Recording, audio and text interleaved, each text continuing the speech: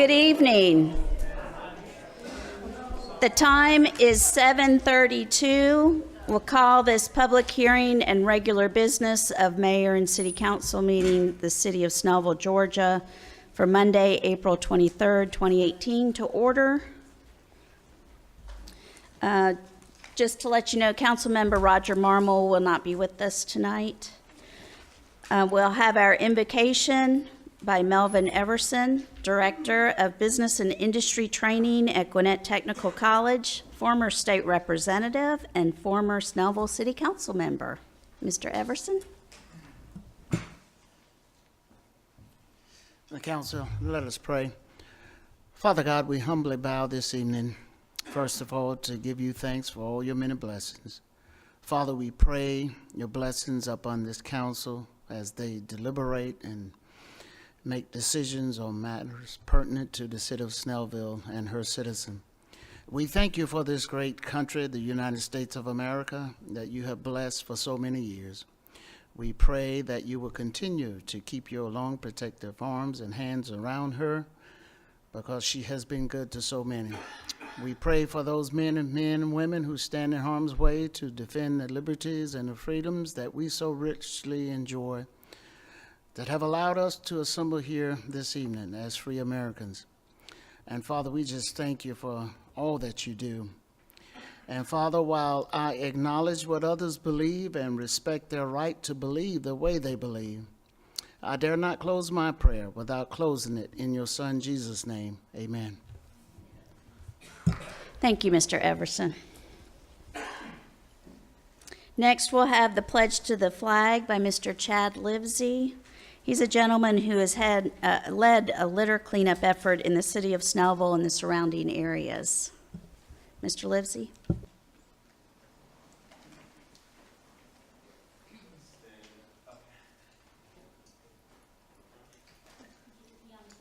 Okay.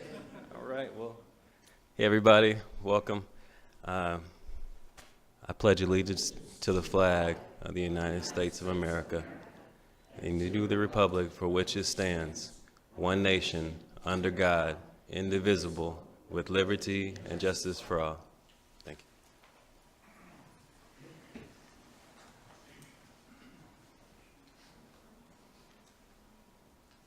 you.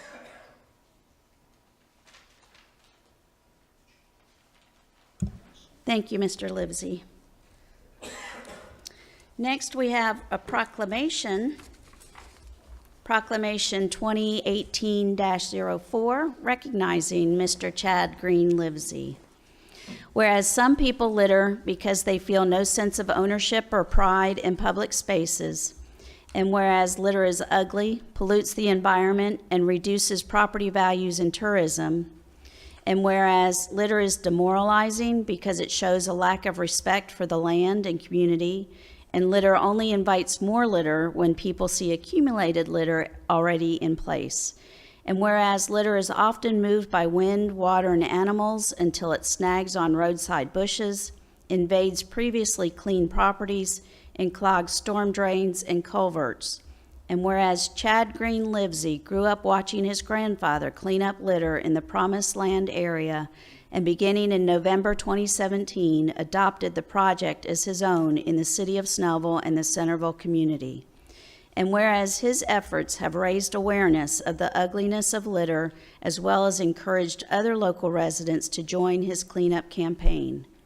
And whereas his campaign has resulted in the cleanup of more than 220 bags of litter, contributing to the beautification of the city of Snellville and surrounding areas. And whereas Chad Green Livesey was recently named Gwinnett Clean and Beautiful's first unsung hero. Now therefore be it proclaimed that the Mayor Pro Tem and City Council of the City of Snellville wish to show their heartfelt appreciation to Chad Green Livesey, who has unselfishly given and continues to give of his time and leadership talent for his cleanup campaign. He is a gentleman who makes Snellville a city where everybody's proud to be somebody. Proclaim this 23rd day of April, 2018. Mr. Livesey, if you'd like to come up.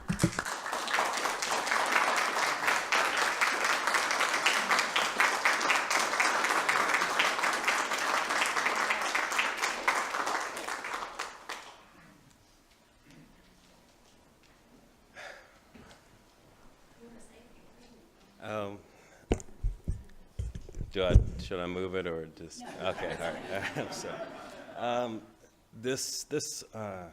I'm honored actually to be here. So thank you. It all started from me just seeing my grandfather pick up trash for like 15 years. You know, he's been taking care of the land that we live on for a long time.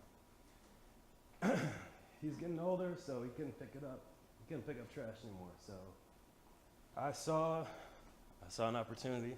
I said, you know, if he can't do it, somebody else has to step up. And I really didn't see anybody else stepping up. And I got tired of complaining to myself and on Facebook, and I got tired of it. So I asked him, I said, you know, grandfather, you know, Thomas, I call him Papa. So I said, Papa, what should I, you know, what's the Gwinnett Clean and Beautiful campaign? You know, what do I do? He said, just call them. Just call them and adopt the street. So I said, okay, cool. I called them, adopt the streets. I got bags, you know, for free. And then I just decided to go out and start attacking streets. I hop out by myself. I've been doing it since November. And I made it my mission to clean up every street that I grew up on. I went to Norton Elementary. I went to Snellville Middle School, South Gwinnett, right down the street. So I grew up here, and I know, you know, what Snellville used to be, and I just want to keep it that way. So that's where it all started, and I appreciate it.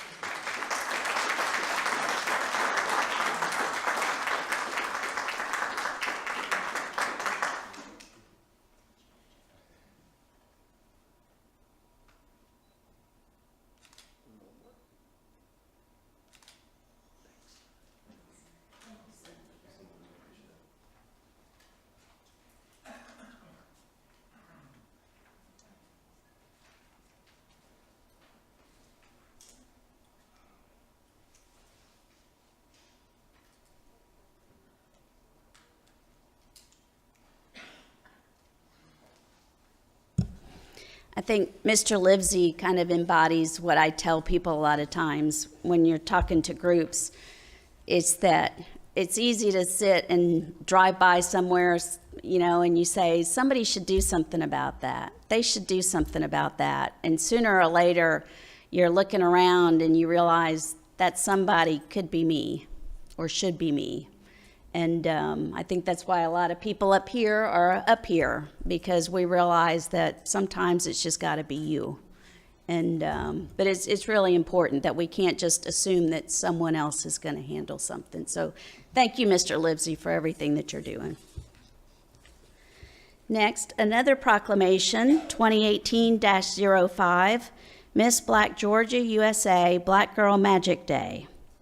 Whereas the Miss Black Georgia USA Scholarship Pageant organization is a Georgia scholarship competition for young women of African descent that functions under P3 Legacy Foundation, the organization's mission is to motivate and empower African American women through education, service, sisterhood, and cultural awareness. And whereas the Miss Black Georgia USA Scholarship Organization crowns a young lady in each city once a year. The chosen queen implements a platform of her choosing and implements it in the city in which she resides. And whereas the Miss Black Georgia USA Scholarship Pageant Program remains an active organization in the city of Decatur by contributing to the empowerment and well-being of Decatur citizens, particularly women, as well as providing scholarship monies to children and women. And whereas the Miss Black Georgia USA Scholarship Pageant motivates women of color to display the best version of themselves and stands on the motto, leaving a trail of Black Girl Magic all over Georgia. Whereas Black Girl Magic, hashtag Black Girl Magic, was born to celebrate the beauty, power, and resilience of Black women. And whereas the Miss Black Georgia USA Scholarship Pageant believes that every woman and girl of color is magical and that being magical is the epitome of excellence, honors the contribution and legacy of Black women in Georgia and calls them magical. Now therefore be it proclaimed that the Mayor Pro Tem and City Council of the City of Snellville recognize April 27th as Miss Black Girl Georgia USA Black Girl Magic Day in honor of Georgia's most prominent magical black girl, Coretta Scott King, in the Miss Black Girl Georgia USA pageant and all women of color. We hope this will not only inspire all black girls to be the best version of themselves, but to inspire our city, along with the state of Georgia, to be a leader of national excellence. Proclaim this 23rd day of April. And tonight we have our local Miss Black Girl Georgia USA winner is Courtney Buchanan. She's here to accept the proclamation.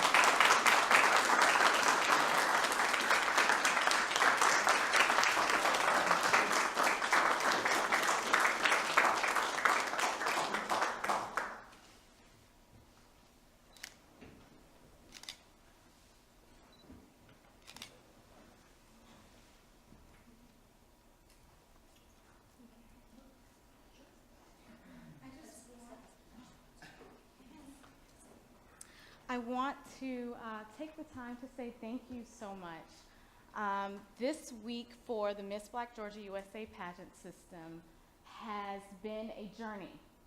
Our goal was to get proclamations from as many cities as we possibly could throughout the state, and some cities were receptive and others weren't.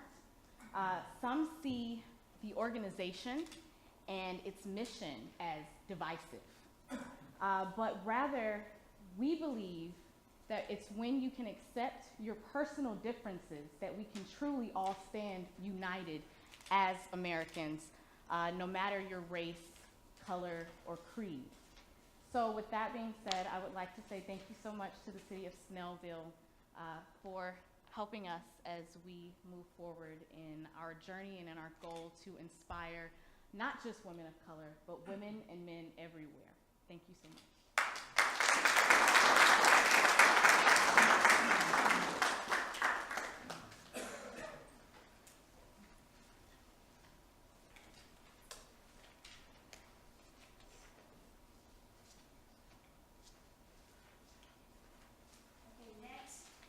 Next, we'll have the approval of our minutes from the April the 9th, 2018 meeting. Motion to approve the minutes of the April 9th, 2018 meeting. There's a motion. Is there a second? Second. There's a motion and a second. All in favor, please signify by raising your right hand. That is 4 in favor, none opposed. Tonight we have no invited guests. We have committee and department reports from our Board of Appeals, Ms. Marcy Ferris. Good evening. The Board of Appeals met on April 10th, 2018 to interview 3 applicants for the open position on the board. We chose Whitney Young. Any questions? Any questions of Ms. Ferris? I think we'd all be afraid to ask you a question.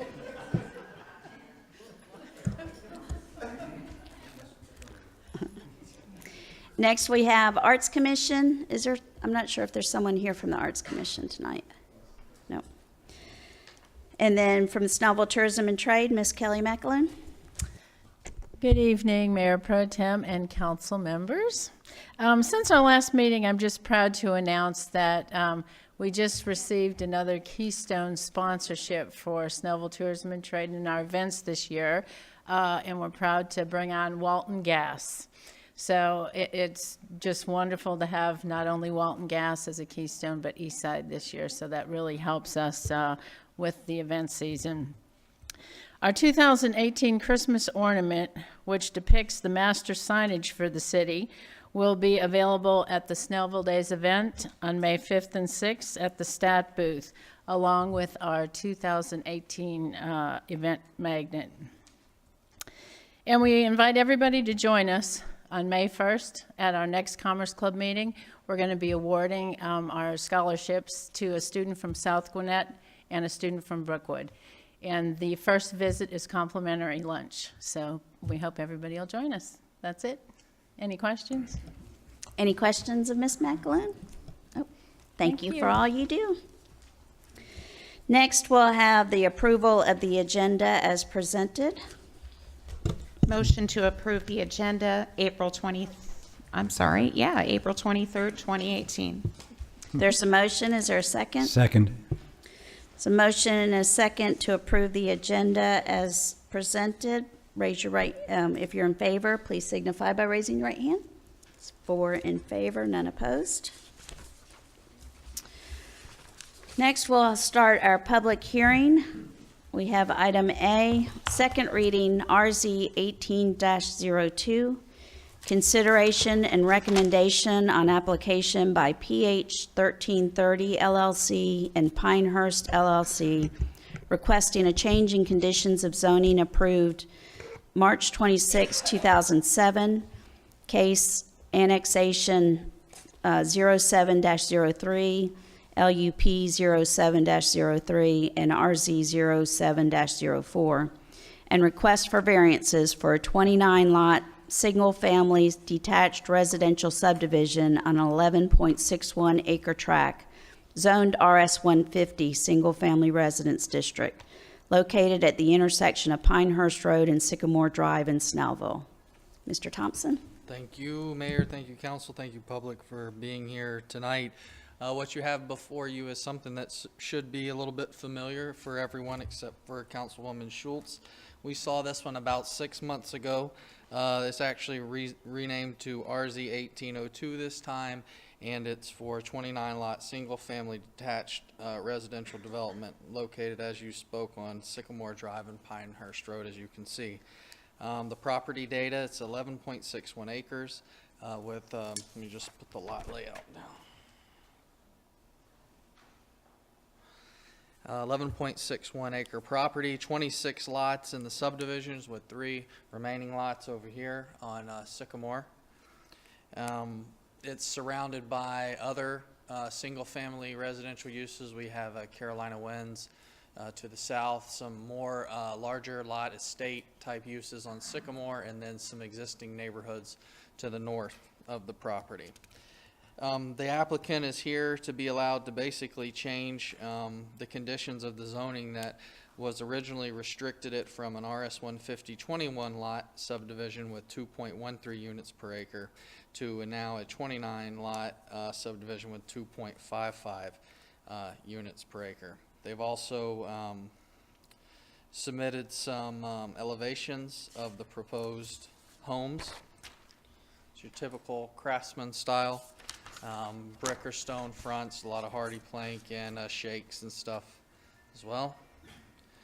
They have agreed to meet the landscape and tree plan, and they've also requested a few variances that have been granted before in order to deal with some smaller lot type building that's become popular now. And I'll just go through the variances real quick and allow you to ask some questions.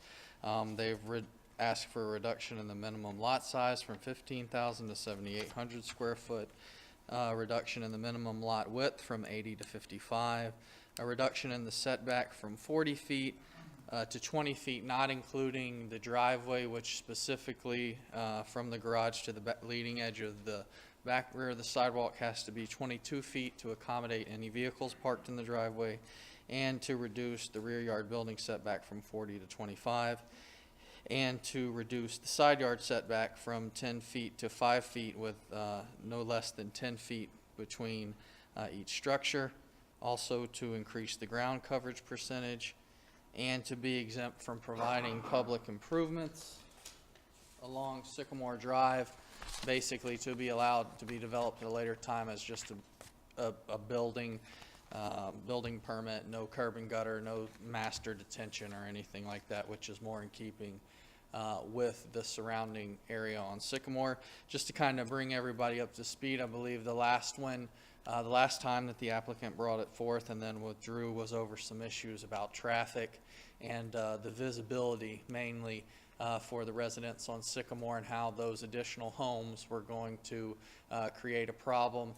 From what I believe, the applicant has been in touch and has a plan approved, which they'll present later, that shows where they've had a signage plan to indicate where traffic will be entering Pinehurst and should help alleviate some of those traffic issues as well. The front portion of the development will be cleared, and those sight lines will be increased to once if the development commences. So if there's any other questions, I'd be happy to take them this time. Does council have any questions for Mr. Thompson?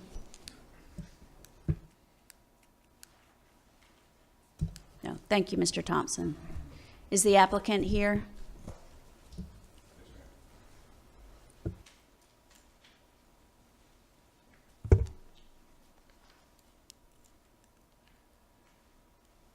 Hi, my name is Bill Schroeder. I'm from Milton, Georgia.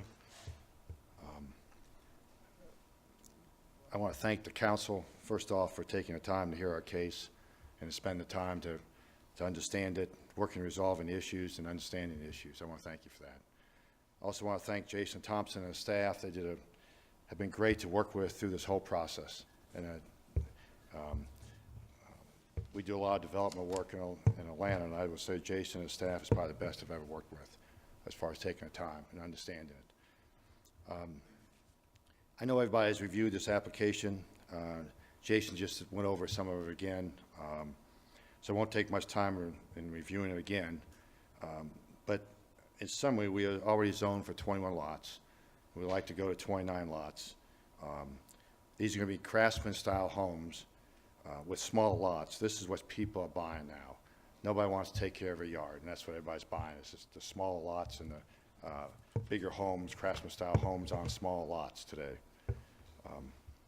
And I think this is, I've been told this is similar to what you've Snellville zoned in the past. 29 lots means we're going from 2.13 units an acre to 2.55 units an acre, which is still considered low-density residential housing for Snellville. The Planning Commission approved this, as you know, the Planning Commission approved this request with conditions, and then the City Planning and Development has recommended approval of our request with conditions. So before taking a lot of questions, I thought I'd introduce you to our engineers here tonight, Joey Maxwell with Maxwell Reddick, and let him go over about the sign, the vehicle approaching sign we just got approved today on it to finalize it. Okay? And then we'll take some questions afterwards, if that's okay. Thank you. Joey.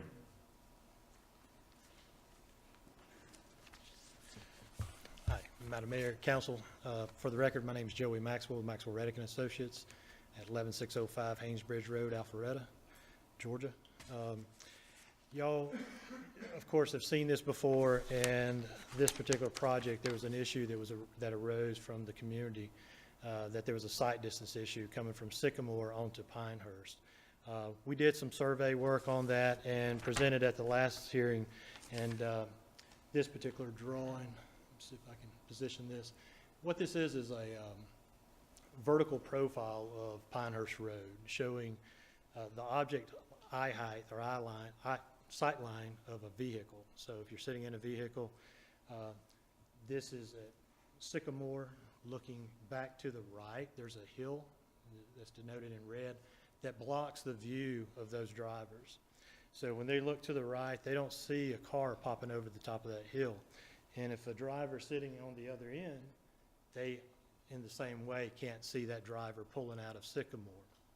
I believe the council members have probably been out there and looked at this item and could agree that there is a sight distance problem there. Knowing that and hearing those issues, I'm going to try to slide this up. What this shows is a horizontal overhead view of Sycamore as it approaches Pinehurst. And the green wedges there are what we call sight distance triangles. That's the area that needs to be cleared out of vegetation to allow on the horizontal view that nothing's obstructing that view. Now, we can achieve that when we put in our decel lane and clear the foliage back along Pinehurst. What we can't resolve is that vertical curve, or the hill there, without totally reconstructing Pinehurst Road, which is a little cost prohibitive, I believe, for all of us. So hearing the issues, what we proposed was a signal beacon, an advanced approach warning sign. And it's something that Gwinnett County's used on several other occasions in instances just like this. It may be a horizontal curve that's too sharp that folks can't see around it. And in this case, we've got a vertical alignment issue being a hill. So what we had presented to Gwinnett County was, in this drawing, you can see what we presented to them was a vehicle approaching sign sitting off of Sycamore, facing the Sycamore residence, which would flash when a car is approaching. When we presented that to Gwinnett County, it is Gwinnett County, so their interest is not just Sycamore residents, but all of the residents of Gwinnett County that are traveling Pinehurst Road. So they came back to us and recommended that we redesign this particular item, and we did so according to their direction, and this is what we ended up with. Just to explain what this drawing is, the sign that we'll have is up here to the left. It says vehicle turning on, vehicle turning or entering.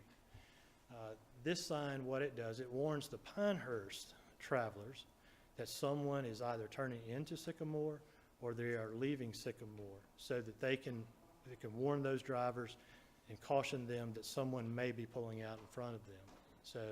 So it's kind of an opposite direction of what I had proposed, but it still is a safety issue for the county, and this is what they proposed. And it is actually a general design that's used throughout.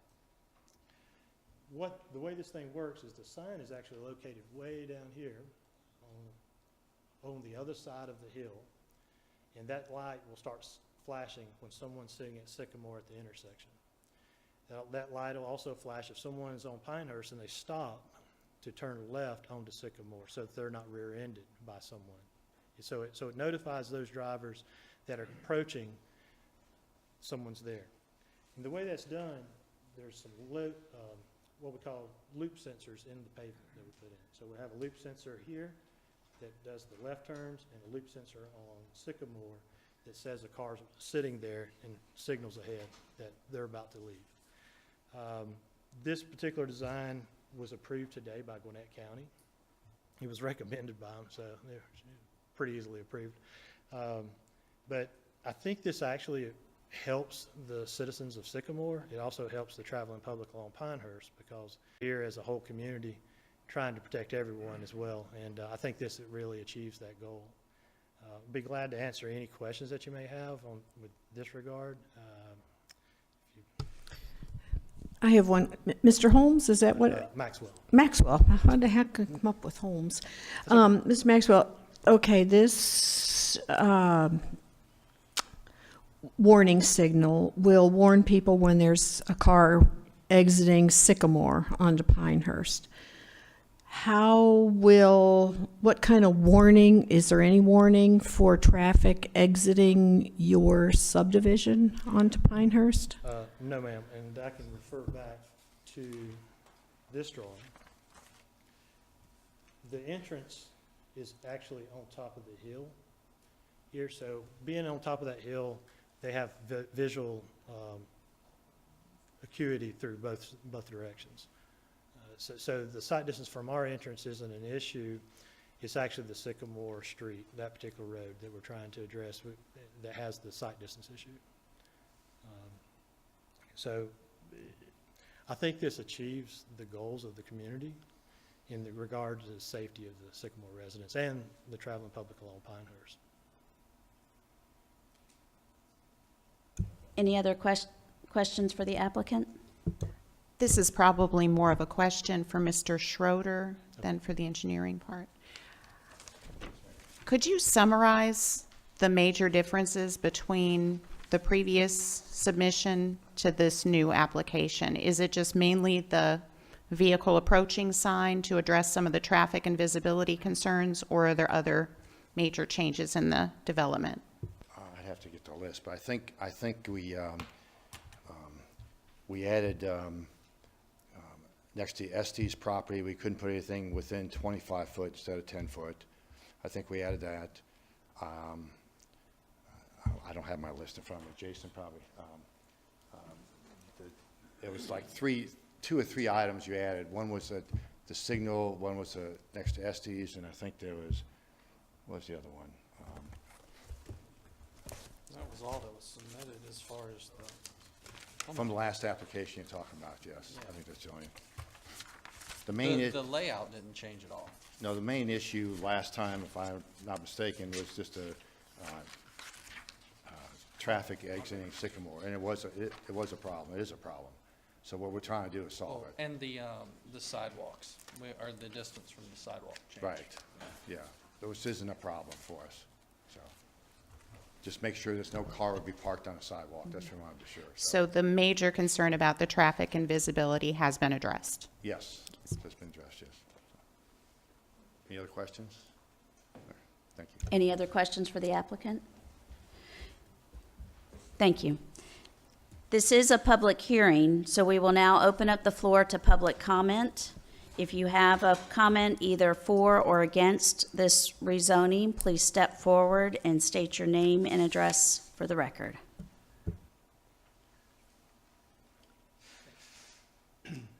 Carlisle Kane, I live at 2325 Sycamore Drive. I really appreciate the council taking the time to hear us tonight and in the past. I obviously have spoken to you before about the issue. And Mr. Schroeder and Mr. Maxwell, I think, have done an excellent job in terms of what can be done. And I feel really good about that, the fact that they didn't create the problem. They pointed that out, and I certainly understood that from the beginning. But additional cars mean that the problem gets worse, and so they are willing to go to the expense to address that. And I appreciate what you've done to make that happen and what they're doing. The one thing that I haven't heard is whether or not it's actually being made a part of the approval, that they have to do it. I've heard that Gwinnett County is okay with it, and here's how they want it done, but I haven't heard that it has to be done in order for the development to go forward. So I would just ask that that be addressed. Mr. King, to put your fears at ease there, it is in the conditions Okay. that are in the draft ordinance for tonight. It is actually listed in there. What was it, number 12? Okay. Yes. Number 12, in the conditions, the developer builder shall coordinate with Gwinnett County DOT the installation of an advanced LED vehicle approaching warning sign where Sycamore Drive connects to Pinehurst. Okay. So it's actually a condition of the zoning. Thank you. Sorry, I didn't notice that. No, that's fine. Thank Okay. you. All right. That's all I had, actually. Thank So, you. Again, thank you. If anyone else would like to speak for or against?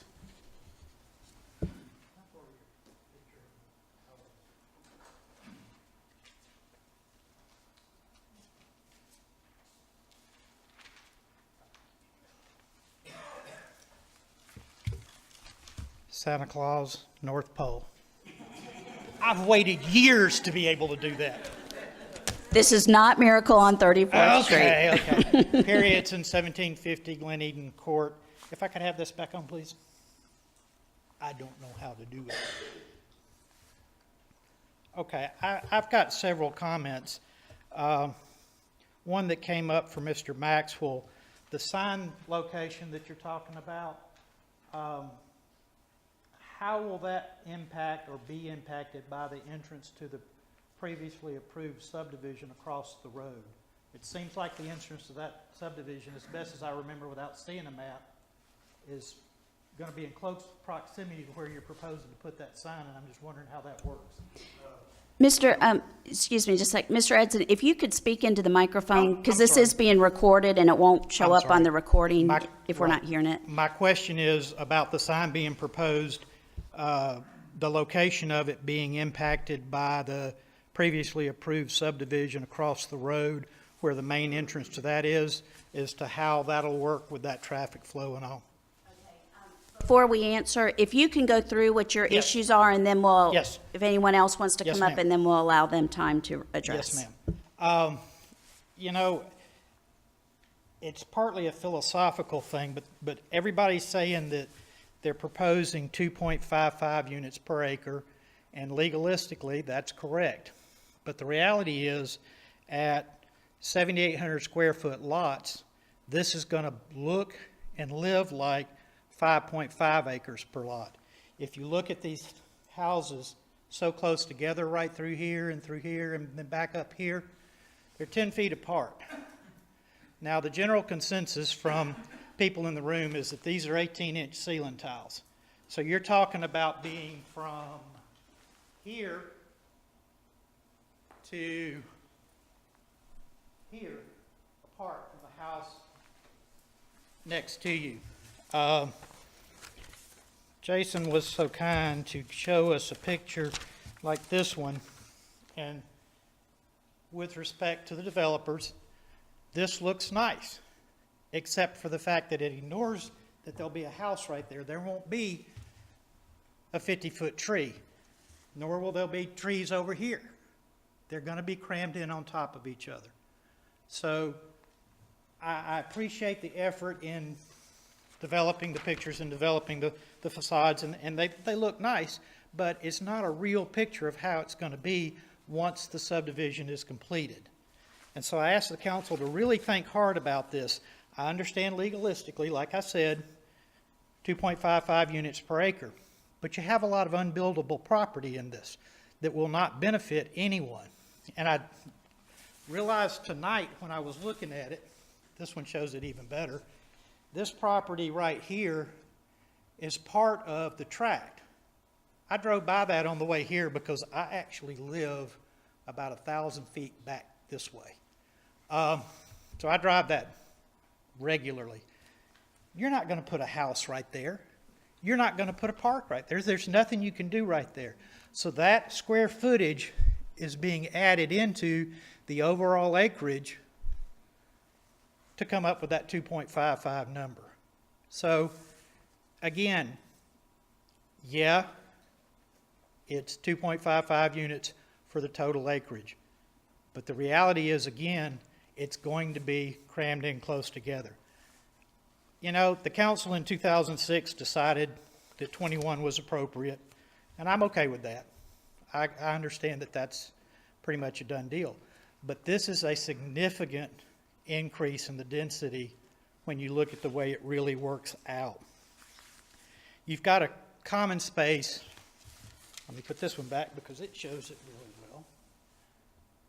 You've got this common space for this neighborhood right here, 7,525 square feet, that intrudes into Pinehurst Manor. If I read the documents correctly, it will be fenced. So the residents of Pinehurst Manor, as best as I can tell, won't get the benefit of that property. Plus, these two houses right here, and when you look at that on an overhead shot from Google Earth, the two houses, I want to say, sit about right here and about right here. They're going to be adversely impacted by having a recreation area for a subdivision that's not a part of theirs on both sides of their house. Additionally, forgive me if I say this, it's a little bit of a Pollyannish attitude to think that people are really going to follow that 10-foot easement into the recreation area. Human nature, they're going to take the shortest route across there. I don't know if you're aware of it. I'm sure Jason is. A lot of new colleges, when they build campuses, they don't put sidewalks in. They wait to see where everybody's walking, then they put the sidewalks in. People are not going to take, if I have to go to there, to get to there, I'm going to go straight across. So that lot 13 is going to suffer. You know, that be that as it may. It was mentioned that the density is similar to Shadowbrook, Old Hickory, and Stockton Walk. Those properties aren't comparable to this. Shadowbrook backs up to East Side Medical. Old Hickory has that little strip of commercial right in front of it, and then it's right on 78. Stockton Walk is behind the Kohl's Shopping Center, close to 124. This location is 1.5 miles from major roads. It's in the periphery of the city. It is the furthest reach of the city going that way. It's not the downtown area. This one may be a little bit harder to follow, but 2006, the density was approved. That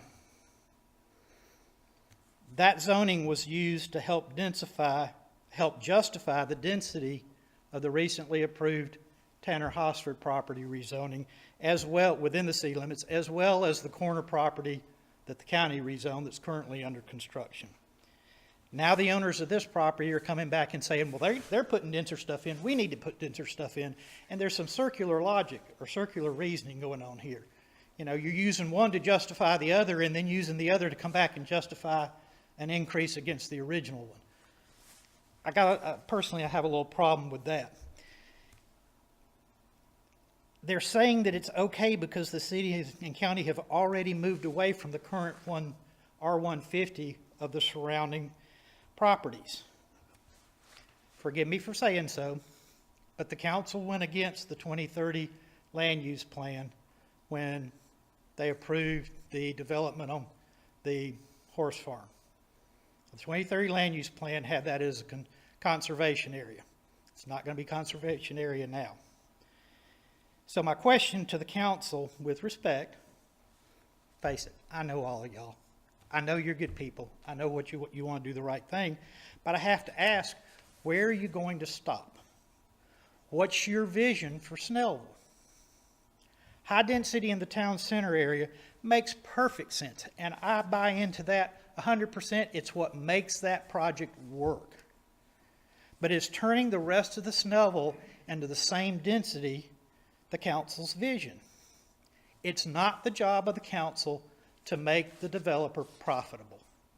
They knew what they had going in. If the product that they're wanting to do doesn't make them profitable, they need to do a different product, in my opinion. And I understand that Jason and the planning and development look to the highest and best use of the property, but highest density is not always the best use. I know that y'all are familiar with the area. I know that you're used to seeing these lots, these houses sitting over there that sit 50 feet away from the house next to it or further. They're on deep lots. They're heavily wooded. It's a very calm, family-oriented neighborhood. And I'm not saying that this can't be, but it's not in character with everything else that's in that quadrant of the city. So that's my 2 cents. Thanks for listening to me. And Thank just you, Mr. remember, Edson. there is a naughty list. Thank you. Is there anyone else from the public that wishes to speak for or against this project? Seeing none, we'll close the public hearing part. Can you answer about the sign? Yes, Mr. Edson, we got a process. Okay, I'm sorry. Forgive me. If the applicant would like to come up and follow up on any of the issues.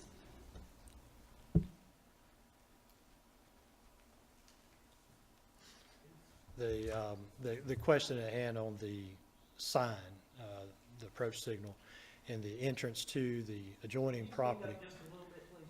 Yes, sir. Your question was, how is this thing going to line up with the subdivision on the Tanner Hosford property, correct?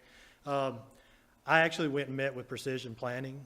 We actually did the subdivision, my firm did the subdivision for Century Communities on the corner parcel of Pinehurst and Ridgedale. We are actually working with Precision Planning to join those two subdivisions together through the county. So in that discussion, we actually talked about this subdivision and its entrance lining up with theirs. Their entrance is also going to be gated. It's going to be a larger entrance and gated. I have talked with them and explained to them what we're doing. They are fine with that. When they do their construction, they may have to relay that signal loop. It's just according to who goes first. If they go first, we'll cut our signal loop in and it'll work fine with theirs. If we go first and they come out and they destroy the signal loop, which happens a lot of times in construction, as you see it in all the traffic signals whenever we overlay roadways, they will repair that during that construction. So there have been some coordination between the two entities. They do align. They don't align perfectly because of wetlands and natural features, but they have been coordinated. The discussion on that also was about the traffic volume. There's a large traffic volume coming from the subdivision on the Tanner Hosford property, extreme amount compared to this one. We have a very low volume with the number of lots that are proposed here tonight. So with all due respect, it has been coordinated and will continue to be coordinated as well as we move forward, if voted on tonight. Thank you. Mr. Schroeder, did you have something else? Yes, ma'am.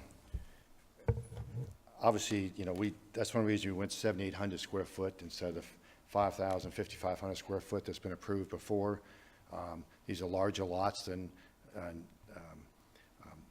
some other subdivisions been approved in Snellville. But this is, you know, it's what I do for a living is I don't build the homes, I sell to builders, and everybody wants a craftsman style home with a larger home and a small lot. That's what people are buying today.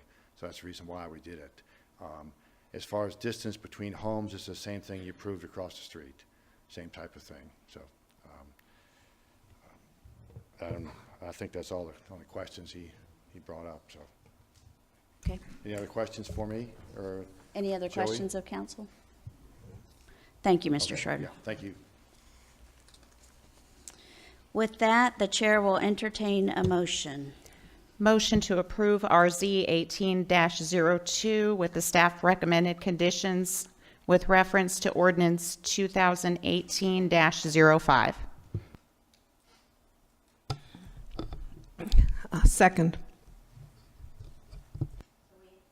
We have a motion and a second. Any council comments before the vote? Seeing none, all in favor, please signify by raising your right hand. That is 3 in favor, and any opposed, and 1 opposed. The rezoning is approved.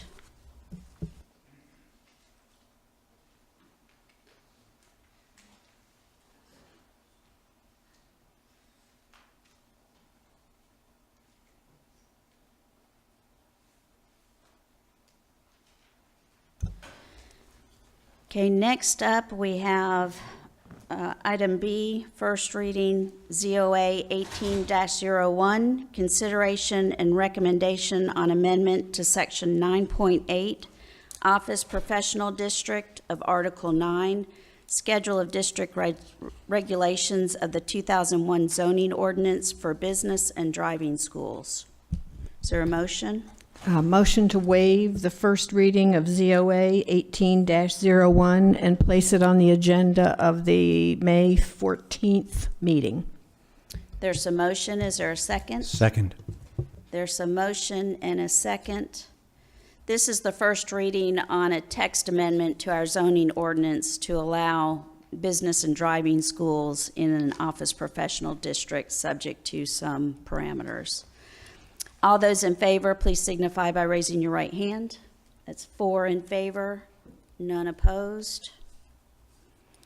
Item C is first reading ZOA 18-02, excuse me, consideration and action on amendment to Section 7.1, accessory uses or structures of Article 7 of the 2001 zoning ordinance, general provisions for portable accessory structures. Is there a motion? Motion to approve ZOA 18-02 and put it on the May 14th agenda for second reading. Can you restate? You said motion to approve. Is it motion to waive? Motion to waive. There's a motion to waive the first reading. Is there a second? Second. There's a motion and a second. This is another text amendment that will just provide some regulation on those pods type portable containers that people use in the residential areas mainly, just to provide a clear delineation for policy. So there's a motion and a second to waive the first reading to the next meeting on May 14th. All in favor, please signify by raising your right hand. That's 4 in favor and none opposed. That ends our public hearing. Next, we have our consent agenda. Oh, I'm sorry, there's nothing on the consent agenda. Under old business, we have item A, consideration and action on award of bid for design and construction documents for the development of a joint city, county library, and municipal market building with adjacent parking deck in the Snellville Town Center. Mr. Sanders? Mayor Pro Tem and council and audience, let me just preface this by saying this has been a long time coming. This really, in my agenda item summary, I said this will be an enormous step towards the building and the coming to fruition of our town center dream. This process itself, awarding of a bid for design and construction documents for the development of a library market building and a parking deck, has been really a year-long process. We started discussing this with Gwinnett County a year ago or more, where they have been unbelievably cooperative and helpful in getting to this point. It would include, of course, the relocation of the Elizabeth Williams Library and the eventual construction of a library market building with space and for an extra floor for community education space. We started out with a 5-person committee. Councilmember Marmol is not here tonight. Eric Van Otteren, our economic development manager, myself, and 2 terrific members from Gwinnett County. Susan Cannon, who works in their support services division, and Mike Wilborn, who is a project manager with a lot of experience in projects such as this. We put an RFP together. It went out in January. We had 9 different companies, very professional, experienced companies, respond to that RFP. The committee met, went over, and basically ranked, used a point system. The criteria was listed very clearly in the RFP, and we whittled those 9 down to 5. Then we scheduled interviews, day long. We spent a day, probably 2 hours with each firm, allowed them to present. The committee met again, and once again ranked, discussed, and came up with the recommendation that you have before you tonight, where there was the highest scoring group, the highest scoring entity, firm, plus what we felt was the most qualified firm, TSW Incorporated. We are bringing that to you, and after sitting down with them, going over some outstanding questions, and making sure those were all answered in the right way. And we have put this recommendation together for the mayor and council for TSW to be awarded the architectural and engineering work for really the first 2 steps of the library market building and the parking deck. We are talking about the design of the structures, as well as the preparation of all construction documents. The step after that would, of course, be the bid and the award of the bid in construction. That will take a second IGA with the county. This would complete our initial IGA. And we are recommending, the consensus of the committee is to recommend TSW, and the Snellville portion of the fee for those first 2 steps would be $922,890. The Gwinnett County portion would be $338,426. So we are just as satisfied as we can be with TSW, and we bring the recommendation to the council. Thank you, Mr. Sanders. Is there a motion? Motion to approve TSW Incorporated for the design and construction documents for the development of a joint city-county library and municipal market building with adjacent parking deck in the Snellville Town Center. Total contract for the county will be $1,261,306, with the city of Snellville paying $922,890, and we further authorize the mayor to sign the contract after Gwinnett County's approval. There is a motion. Is there a second? Second. There's a motion and a second. Any comments by council? There's a motion and a second. Then all in favor, please signify by raising your right hand. That's 4 in favor and none opposed. This is a big step forward to our sound center. I'm very excited.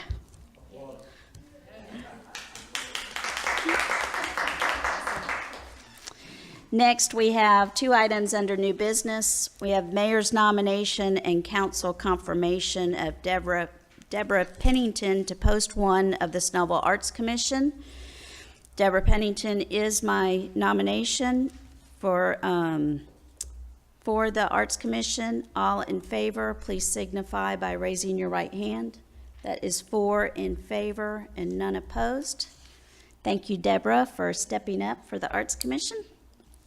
Next, we have mayor's nomination and asking for council confirmation of Whitney Young to post 3 of the Board of Appeals. That is the nomination. All those in favor, please signify by raising your right hand. That is 4 in favor, none opposed. Welcome, Ms. Young, to the Board of Appeals. That ends our business for the meeting tonight, so we'll go to council reports. Councilmember Linsky. Had a great week visiting Fratelli's a couple of times. If you have not gotten out to the new Fratelli's, it is an amazing new location. I couldn't believe how tremendously large the restaurant is. Really great atmosphere, great food as always. So take some time and visit some of Snellville's favorite restaurants. They are definitely one of mine, and I think the city's as well. Also, if you haven't tried out Mom's Creole Cooking, definitely give that a holler too, because that is another great addition to Snellville. Thank you. Councilmember Emanuel. I'd just like to echo Butch's statement about this development agreement being a long time coming. I want to compliment him for doing an exceptional job. It's taken a lot of work, and he's been after it time and time again. And these things are always like having 15 balls in the air. As soon as you catch one, another one drops, and you have to do something else. And Butch and Jason, everybody else involved with it, has really done an excellent job.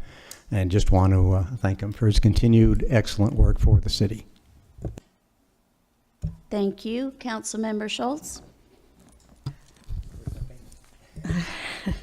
I just want to express our sympathies for those in Toronto and Nashville that are dealing with some terrible tragedies today.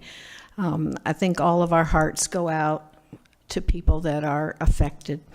And I wanted to also mention, talking about being affected, in our neighborhood, we now have, I think, 26 side view mirrors on cars that have been shattered. And at first we thought we had a big problem with vandalism in our neighborhood, and we even had the Snellville police come out to investigate. Lo and behold, some folks in our neighborhood captured on video a woodpecker pecking at the side view mirrors on cars. And we thought the problem had gone away, and I guess it was this just a few days ago. Kurt's usually the first one out in the morning. He takes the dog out, and he heard this noise, and he looked around, and there was a woodpecker pecking on the mirror on his van. And he, of course, shooed away, and then, not shooed. A few minutes later, we looked out the window. Well, we had pushed the mirrors in. We looked out the window, and it was there again, and it was doing its darnest to twist its neck around to try to get down there at that mirror. So I just warn y'all all over Snellville, watch out for those woodpeckers. We have some nasty ones around here. Yeah. You hadn't heard about that? a timely public service announcement by Councilmember Gretchen Schultz. Yeah. Can we arrest a woodpecker, Chief? Just a couple of things in the mayor's report. I received an email from a Miss Denise Mount, and she's with the, let me make sure I get this, Southern Order of Storytellers. And they are combining with Collins Hill Library in Lawrenceville to host a Memorial Day celebration veteran storytelling program. I'm going to be out of town the weekend that this takes place, but would just like to let people know, if you're a veteran, what they're doing is they're looking for veterans who might have a story about their service in the military. It could be something that happened in wartime. It could be something that happened in boot camp, just anything related to your military experience. You'd be given about 10 minutes to share your experience during their program. So if you are interested in something like that, just let me know and I can give you her contact information. Next, just an announcement that Gwinnett County is embarking upon a new transit plan, which would include some bus routes and other transit options. This would be express bus, maybe some internal local bus routes. They are going around the county and having open houses. There's one here tomorrow night at Snellville City Hall from 6 to 8 p.m. We are hoping that we will have a lot of our citizens coming out to input. It is not a formal meeting, so it's not that you have to come and sit for an hour and a half presentation. I believe they'll have maps and charts up. You'll be able to go around and talk to county officials, look at the maps, have them explain and give feedback on their transit planning where they are to date. There's also I know there's other options to provide feedback for the county on the transit plan. We'll get some details on there and make sure that watch our Facebook page, because Brian's been very good about keeping up to date on that. And also, we have finally acquired all of the right-of-way that we needed for the first roundabout at North and Fars Road. So that contract is supposed to be... Should be awarded in the next couple of weeks by the county. Okay, so that contract's going to be awarded. So hopefully in the next 30 to 60 days, we might start seeing some activity out on that first roundabout. So very excited about that. That's another project that's been very long in coming. With that ends my report. If anyone would like to make a public comment, come on up to the microphone and state your name and address for the record. Snapping turtles. Tricia Rollins, 2088 Harbor Oaks Drive. Ms. Schultz, I apologize. Your woodpeckers live in Harbor Oaks. In the dead woods of Anchors Way and but there's dead wood there, and we've heard that they live in there. We've had 13 cars ourselves destroyed, the mirrors. But anyway,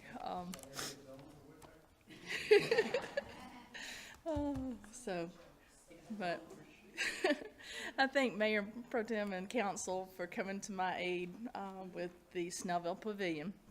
Things are getting better. After having code enforcement stopping the dropping of dumpsters at between 2 and 4 o'clock, with Council Manuel's help with the awnings flapping, sounding like dumpsters are dropping. Mr. Thompson getting a mattress that had been out 6 months out in the parking lot picked up. Mr. Sanders at my house at 1 o'clock in the morning, trying to hear the trucks that sit back there. And people don't understand, you hear the 124 noise, but unless we have a spend the night party in my bedroom, you don't hear the do-do-do-do-do of the motor running against the building and the air brakes. You know, it can happen at 1 o'clock, 2 o'clock, 4 o'clock.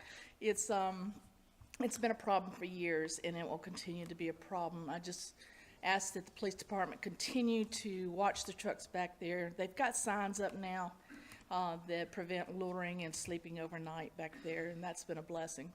So I appreciate everybody coming to my aid to help get things changed back there. And I think it's just going to be an ongoing thing. I also wanted to take the time to thank Mr. Livesey. I got to see the black bags along 124 while I was headed out of town this weekend. And I saw him, in fact, picking up trash.